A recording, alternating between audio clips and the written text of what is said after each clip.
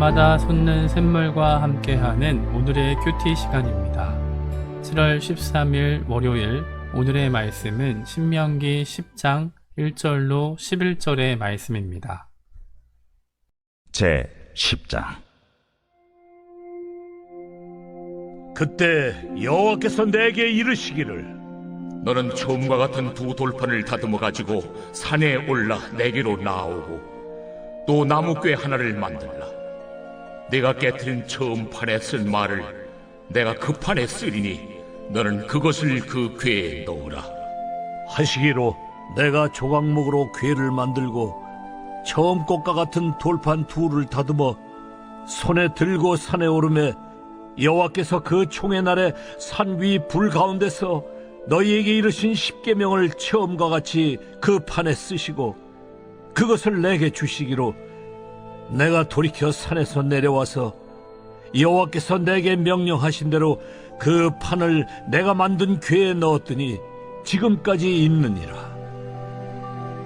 이스라엘 자손이 부에롯 브네아간에서 길을 떠나 모세라에 이르러 아론이 거기서 죽어 장사되었고, 그의 아들 엘르아살이 그를 이어 제사장의 직임을 행하였으며, 또 거기를 떠나 굿고다에 이르고 굿고다를 떠나 욤바다에 이른즉 그 땅에는 시내가 많았으며, 그때 여호와께서 레위 지파를 구별하여 여호와의 언약궤를 매게 하며 여호와 앞에 서서 그를 섬기며 또 여호와의 이름으로 축복하게 하셨으니 그 일은 오늘까지 이르느니라.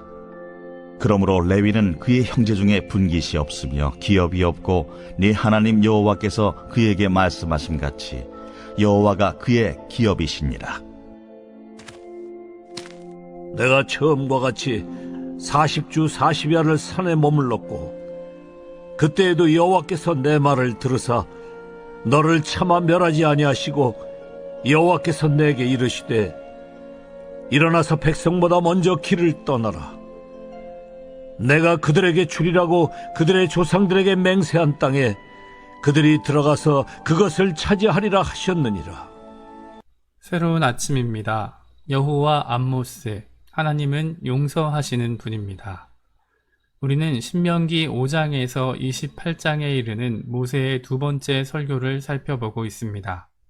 모세는 두 번째 설교를 시작하며 5장에서는 십계명을 다시 설명했고, 6장에서는 이스라엘아 들으라고 말하며 하나님을 사랑하고 그 율법을 준행하며 자녀들에게 가르쳐야 할 것을 강조했습니다.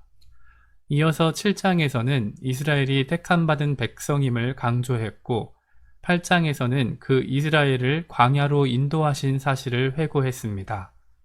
그런데 9장을 보면 택함과 인도함을 받았던 하나님의 백성 이스라엘이 불순종했던 모습들이 기록됩니다.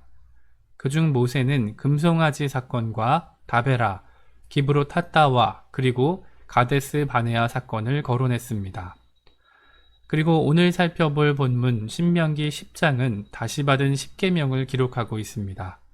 불순종하고 목이 뻣뻣한 이스라엘을 향해 다시 주어진 십계명을 바라볼 때 오늘 우리도 하나님의 은혜를 기억하고 감사하며 살아갈 수 있기를 소망합니다. 오늘 본문은 그때에 라는 말로 시작합니다. 이때는 출애굽기 32장에 나타난 금송아지 숭배 사건과 심판, 그리고 모세의 중보기도가 있었던 시기로 이해할 수 있습니다. 출애굽기 33장으로 37장을 회고하면서 모세는 설교를 이어나갑니다. 그때 여호와께서 내게 이르시기를, 너는 처음과 같은 두 돌판을 다듬어 가지고 산에 올라 내게로 나아오고 또 나무궤 하나를 만들라. 앞서 말씀드렸듯이 모세는 9장에서 이스라엘의 불순종과 교만을 서술했습니다. 그들은 멍에를 지기 싫어하는 소와 같이 목이 뻣뻣한 백성이었고, 하나님의 크신 위엄을 고작 피조물에 불과한 송아지의 형상으로 전락시킨 무리였으며 수시로 하나님을 경노케 했던 사람들이었습니다. 모세는 속히 하나님을 떠나 범죄한 그들을 보고 하나님으로부터 받은 두 돌판을 두 손으로 집어 던져 깨뜨렸습니다. 그 당시 하나님의 산은 여호와의 질투로 말미암아 불이 붙어 있었습니다. 하나님께서 주신 십계명에 따르면 우상숭배의 결과는 아버지로부터 아들에게 3, 4대까지 그 죗값을 치러야 했습니다. 그래서 모세는 분노와 두려움 가운데 그 돌판을 들고 있을 수 없기에 던져서 깨트리고 말았습니다. 모세는 이스라엘의 모습을 신명기 9장 24절에 이렇게 묘사합니다. 내가 너희를 알던 날부터 너희가 항상 여호와를 거역하여 왔느니라 라고 말입니다. 그런데 하나님께서는 그 패역한 이스라엘과 다시 언약을 갱신하겠다고 말씀하시는 것입니다. 다만 모세에게 이번에는 깨진 두 돌판을 대신할 새로운 돌판을 다듬어서 앞으로 나오라고 명령하십니다. 2절로 4절을 보면 하나님께서는 두 돌판에 십계명을 처음과 같이 기록하시어 모세에게 주신 후 이번엔 그 돌판을 깨뜨리지 않도록 언약궤 속에 넣게 하십니다. 여기서 몇 가지 이상하게 보이는 서술들이 있습니다. 먼저 1절을 보면 하나님께서 모세에게 십계명을 만들 돌판과 그것을 담을 증거궤를 함께 만들라고 말씀하신 것처럼 보입니다. 또 3절을 보면 마치 모세가 직접 조각목으로 궤를 만들고 두 돌판을 다듬어서 함께 들고 산에 오른 것처럼 보이기도 합니다. 만약 본문을 그렇게 이해한다면 그것은 우리가 알고 있는 출애굽기의 기록과 서로 모순이 됩니다. 그렇다면 본문을 어떻게 이해해야겠습니까? 우리는 모세가 과거의 세 가지 사건을 하나로 여기며 하나님의 관점에서 서술하고 있다는 것을 기억해야 합니다. 먼저 하나님께서 모세에게 조각목으로 만들 증거궤를 설명하신 것은 출애굽기 25장에서 있었던 사건이었습니다. 그리고 이스라엘의 우상 숭배는 출애굽기 33장과 34장에 이어지는 사건입니다. 그리고 실제 증거궤를 제작한 것은 부살렐에 의해서 출애굽기 37장에 기록되어 있습니다. 다만 모세는 이 세 가지 사건들을 하나로 엮어서 설명하고 있습니다. 모세는 역사를 시간적인 순서에 따라 설명하려는 것이 아니라 그러한 역사 뒤에 숨어 있는 하나님의 의도와 성품을 설명하려는 것입니다. 변함없으시고 신실하며 당신의 백성을 사랑하시는 하나님 말입니다. 비록 모세는 분노에 못 이겨 하나님께서 주신 두 돌판을 깨뜨렸지만 그렇다고 하나님의 언약 자체가 파기되는 것은 아니었습니다. 하나님께서 주신 언약과 계명은 인간의 노력이나 실수에 상관없이 변함없고 완전하며 신실하게 증거궤 속에 보관되었다는 것입니다. 모세는 출애굽 2세대를 향한 두 번째 설교를 통해 변하지 않는 하나님의 말씀과 끊임없는 아버지의 사랑을 전하고 있는 것입니다. 그리고 본문 6절로 9절은 아론의 죽음 이후 그의 아들 엘르아사를 통한 제사장 직임의 회복과 이스라엘의 광야 생활, 그리고 레위지파를 구별했던 기록들이 서술되어 있습니다. 여기서 욥바다는 상쾌함이란 뜻이 있습니다. 광야에 있던 이스라엘이 욥바다에 이르렀을 때 시내가 많았다는 것은 이스라엘이 율법과 제사라는 영적 회복 이후 육적으로도 충분한 안식과 평안을 누릴 수 있었던 것으로 이해될 수 있습니다. 신명기 10장 전반부를 마무리하며 우리가 한 가지 더 눈여겨보아야 할 부분이 있습니다. 그것은 모세가 다시 언약을 받을 때 하나님 앞에서 취했던 모습과 고백입니다. 그 내용은 신명기 9장 18절과 10장 10절에 반복하여 나타납니다. 먼저 9장 18절을 보면 모세는 이렇게 말합니다.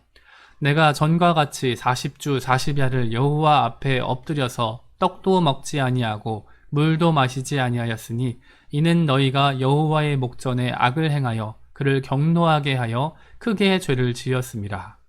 그리고 10장 10절에는 이렇게 기록합니다. 내가 처음과 같이 40주 40야를 산에 머물렀고 그때에도 여호와께서 내 말을 들으사 너를 차마 멸하지 아니하시고 라고 말입니다. 모세는 40일 밤낮을 떡 한 조각, 물 한 잔 마시지 않았다고 합니다. 모세는 무엇을 위해 그랬습니까? 자신의 죄악 때문입니까? 아니면 자기 가족 때문입니까? 모두 아닙니다. 모세는 자신이 속한 이스라엘 전체를 대신하여 중보했던 것입니다. 당시 상황을 기록한 출애굽기 32장 32절을 보면 모세의 간절함이 어느 정도였는지 짐작됩니다. 그러나 이제 그들의 죄를 사하시옵소서. 그렇지 아니하시오면 원하건대 주께서 기록하신 책에서 내 이름을 지워버려 주옵소서. 모세는 죽음을 각오하고 이스라엘을 구원하고자 했습니다.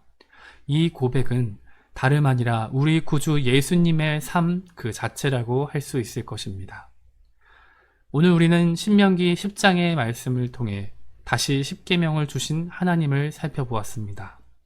그런데 곰곰이 생각해보면 하나님께서는 또다시 율법을 주신 것이 아니라 변함없이 약속하시고 말씀하시며 사랑하고 계셨다는 사실을 알게 됩니다.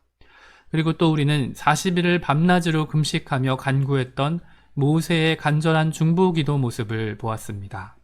그 기도 역시 가만히 생각해보니 나를 사랑하신 예수님의 기도, 그 기도의 그림자라는 사실을 알게 됩니다. 변함없는 사랑으로 저와 여러분을 사랑하신 하나님, 그리고 지금도 보좌 우편에서 우리를 위해 중보하시는 예수님, 그 사랑과 은혜를 오늘 하루뿐만 아니라 우리의 인생 가운데서도 잊지 않길 소망합니다. 하나님의 사랑과 예수님의 은혜를 기억하며 우리도 우리가 속한 공동체를 먼저 용서하고 또 중보하며 살아갈 수 있기를 간절히 소망합니다. 함께 기도하겠습니다. 하나님, 우리는 신명기 10장에 기록된 모세의 두 번째 설교 말씀을 살펴보고 있습니다. 하나님, 변함없는 사랑으로 모세와 이스라엘을 찾아오시고 당신의 신실한 언약 가운데 지켜 인도하심을 감사드립니다. 우리가 그 사랑과 은혜를 기억하며 오늘 하루도 살아가길 소망합니다. 또 모세의 기도를 통해 날 위해 죽기까지 사랑하신 예수님의 은혜를 묵상해 봅니다. 아무런 자격도 없고 무엇 하나 내세울 것 없는 우리를 위해 베푸신 주님의 큰 사랑 너무나 감사합니다. 이제 남은 우리의 인생을 주님께 드리오니 우리 모든 인생을 통해 온전히 영광 받으옵소서. 우리의 남은 인생 예수님을 통해 다시 주어진 새 언약을 붙잡고 승리하며 살아가는 그리스도인이 되게 하여 주시옵소서. 그리고 그 사랑과 은혜를 전하고 용서하며 내가 속한 공동체를 위해 기도하며 살아갈 수 있도록 인도하여 주시옵소서. 모든 말씀 예수님의 이름으로 기도합니다. 아멘.